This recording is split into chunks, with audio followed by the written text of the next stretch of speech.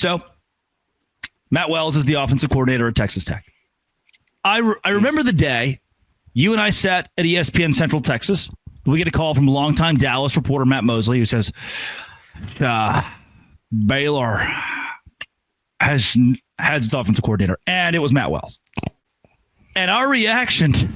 You gave up on the Mosley real quick, by the way. I did, because it's going to take way too long. It's going to take 30 seconds of the point. Our reaction to that was, that's it. Dave Aranda's fired. He's going to bring in Matt Wells. He's going to be fired because they will not be good. We rejoiced. I didn't think Jake Spavital was necessarily the answer. He's turned out to be pretty darn good. I did. You did. Whole lot better than Matt Wells, who last season got to be the offensive coordinator at Kansas State. Mm-hmm. What did we learn from Kansas last season? Probably shouldn't have co-offensive coordinators. It doesn't work out that well. Coach Z with Jeff Grimes. What do we learn from Kansas State so far? Probably just don't hire Matt Wells in general. Probably just don't have him be your offensive coordinator. This year, the co has been taken off. He is the guy. There are people who will push back. Like, one, Iowa State had the 90th best rush defense last year. Kansas State couldn't establish the rush. Even without their best running back, they still had depth. Two, Avery Johnson has looked handicapped, not in like an actual way, but in a way compared to his Heisman hopefuls. Like, hey, we're going to stop him at this, and he won't be any better. And then play calling on fourth down, 1 for 4. Yeah. And just why is Avery Johnson in the shotgun on fourth down? Why, when he's under center, is he handing the ball to a guy 4 yards in the backfield? Now it's 4th and 5. You have Avery Johnson. You can just do the thing up the gut, and they won't. Yeah, so that's what really my big takeaway was from the Matt Wells Saturday, which was just how he's using Avery Johnson. Oh, what a revolutionary take. The kid is critical of the OC because of how he uses the quarterback, right? But I'm looking at this season. I'm trying to give Matt Wells the benefit of the doubt because I know a lot of Kansas State fans were real excited, and I'm like, okay, this is a unique quarterback that Matt Wells didn't really have necessarily at Tech. He was the man that made Alan Bowman. So that's what he's hanging his hat on now. But yeah, like actually right into your points there. Like you faced the 15th best rushing defense in this conference last year that gave up 190 yards a game, and you barely cracked 100 against them. And this is supposed to be a little bit of Kansas State's bread and butter here. And that offensive line was not very good in run protection. Of course, you saw it in those 3rd and shorts, the 4th and shorts. And I'm thinking, like, there's going to be a time where it's going to be raining in the Big 12. Kansas State up in Kansas, good. Manhattan, it's going to be cold.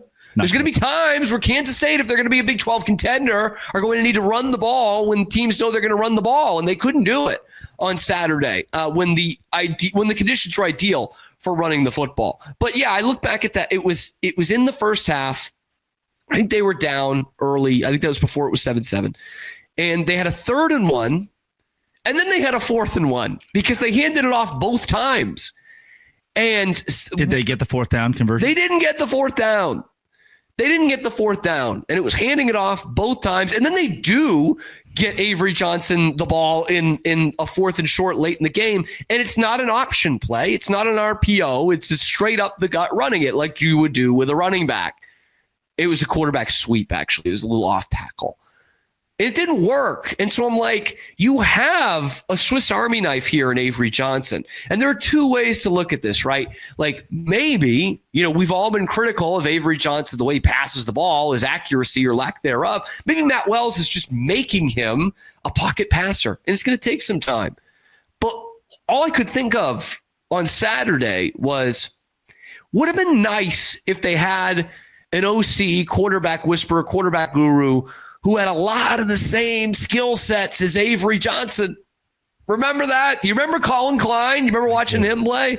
Kind of a lot like Avery Johnson. He wasn't a great thrower, big kid, always a gamer. Like he had such the same skill set as Avery Johnson that I'm like, that's a huge loss looking at what Matt Wells does now. And it was, there was so much tech in there, right? Just running into the line of scrimmage on 3rd and 4th and short, a bunch of deception for deception's sake, right? They had that one play in the first half where they actually went Wildcat and they moved Avery Johnson to the slot. It was like a 30-yard run.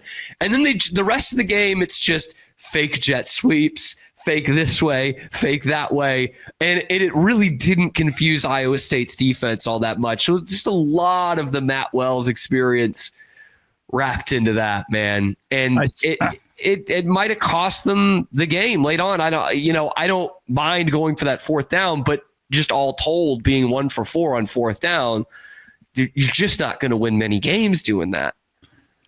I saw a tweet middle of the game, toward the end, really, that said, if there's one thing you got to admit, seen a lot of offensive creativity out of Kansas State today. And the entire comment section was, no one's admitting that. We don't have to admit that whatsoever, because it's just not what game are you watching? This is. I mean, it would feel creative. It would have felt creative for Alan Bowman, right? A guy who's super limited athletically and throwing the football, right? He needs good reads. He needs open guys. Avery Johnson, while not the most polished passer still, although he had a good game, completed 70% of his passes, he is an electric athlete. And I'm just getting this feeling that Matt Wells is not going to exploit that at all. Very good. I asked AI, which I do. I said, tell me why Matt Wells is a bad offensive coordinator. And they gave me stats from his years since 2019 at Texas Tech. What I love is that 2019, 11th in the country in total offense. And that even Gemini, Google's AI service, says, note, this was with Cliff Kingsbury's players. It's just, it's spectacular when AI roasts the guy, because he goes from 11th to 50th, 54th. He is fired after 8 games. They regressed to 63rd in scoring offense at Texas Tech. Total offensive rankings. Took him forever to get it going at Utah State. Had genuinely one good season at Utah State. Spent his time in the 90s in scoring offense over there. And then his Oklahoma offensive coordinator. 49th in scoring offense. Like, he just hasn't been good. Even the numbers. Doesn't seem good. None of it is good for Matt Wells. And yet Kansas State still decided to dip into that. And you saw the ramifications of that, I believe, in week 1. Week 0. I am the guy who loves to blame an OC. Man, I hate an OC. There's something about Lord knows, man. After every time your team loses, I'm going to say, you know what? It's time. Aaron Roderick's not the answer for BYU. Jake Spavital has to go. Dave Aranda's the guy. Spavital has to go. And the first loss this year. Sounds like Dave Aranda, yeah. For anybody, that's what I'm going to. Yeah.